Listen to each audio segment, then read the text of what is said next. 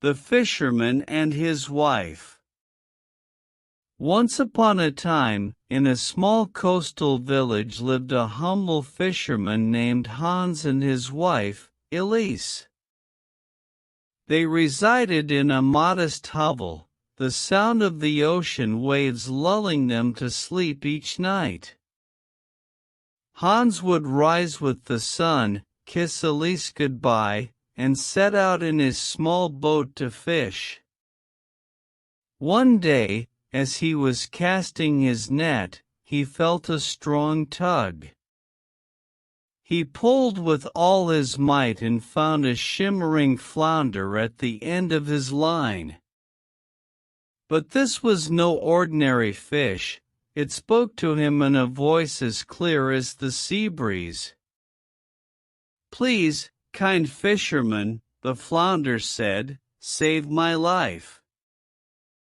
I am no ordinary flounder, but an enchanted prince.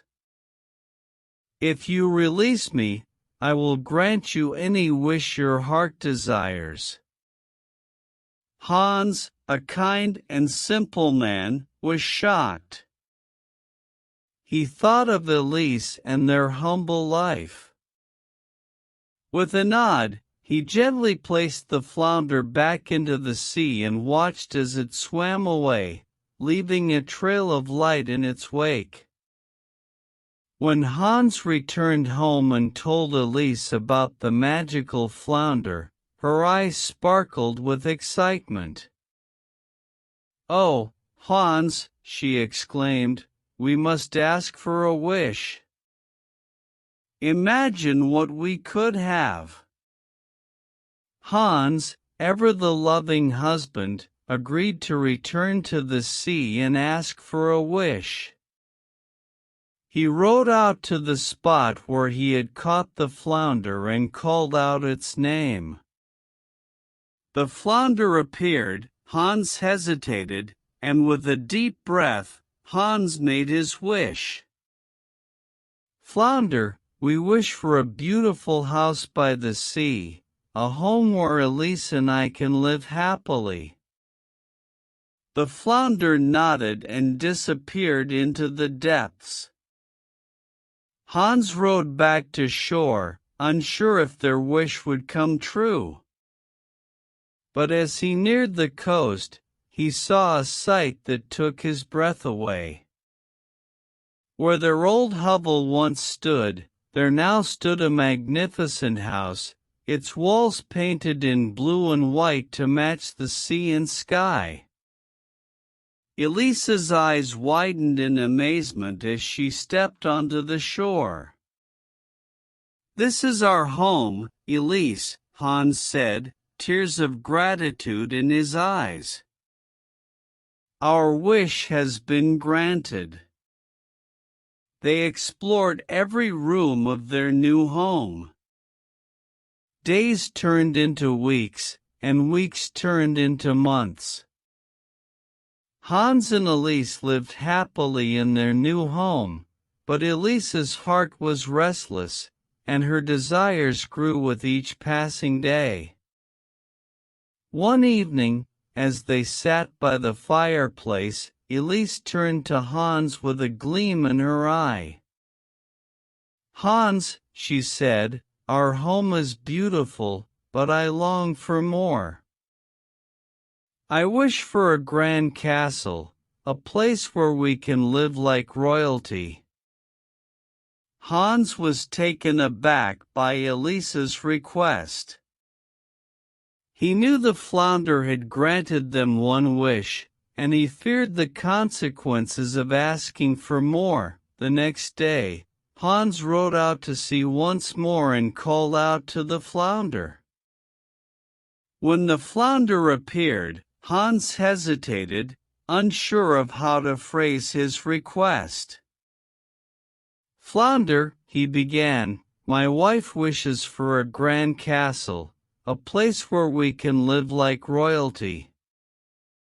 Can you grant us this wish?"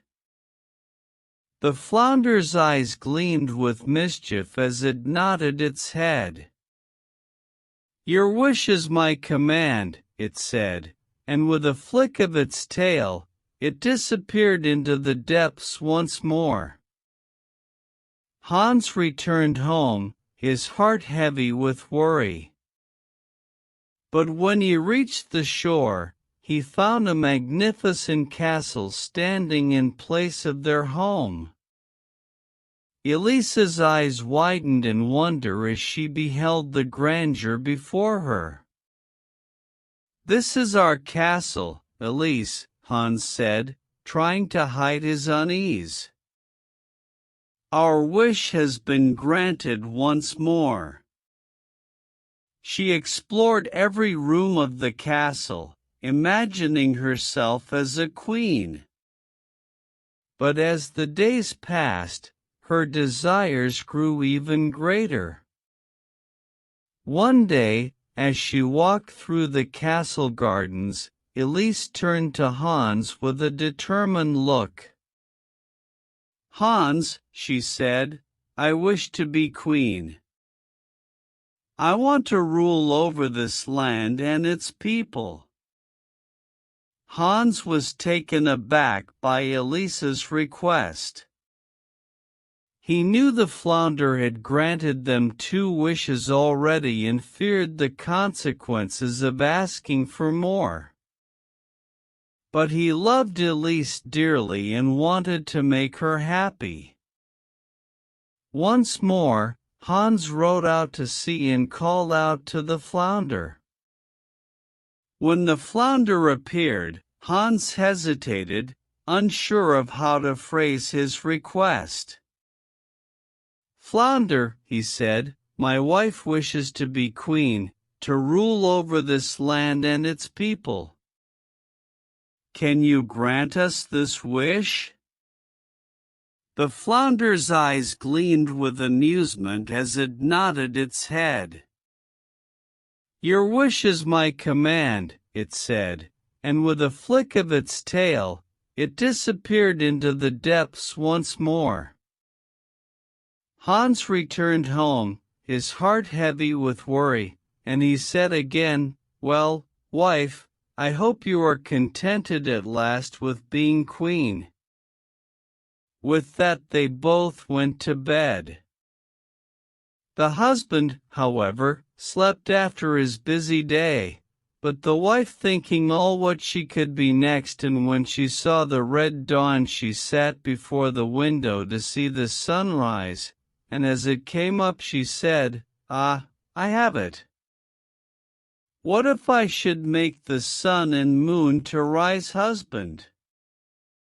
She cried, "Wake up, and go to your fish, and tell him I want power over the sun and moon." The man shook himself together, and opened his eyes and said, "Oh, wife, what did you say?" "Husband," said she, "I want power over the sun and moon." "Go to the fish and tell him so." "Oh, wife," said the man, and fell on his knees to her, "the fish can really not do that for you." She said, "I can wait no longer, go at once." So off he went, and a dreadful storm arose, so that he could hardly keep his feet. The mountains trembled, the sky was quite black, and it thundered and lightened. He cried out, without being able to hear his own words, "Oh man, flounder, in the sea such a tiresome wife I've got, because she wants what I do not." "Well, what now?" said the flounder. "Oh dear," said the man, "she wants to order about the sun and moon." "Go home," said the flounder, "you will find her in the old house."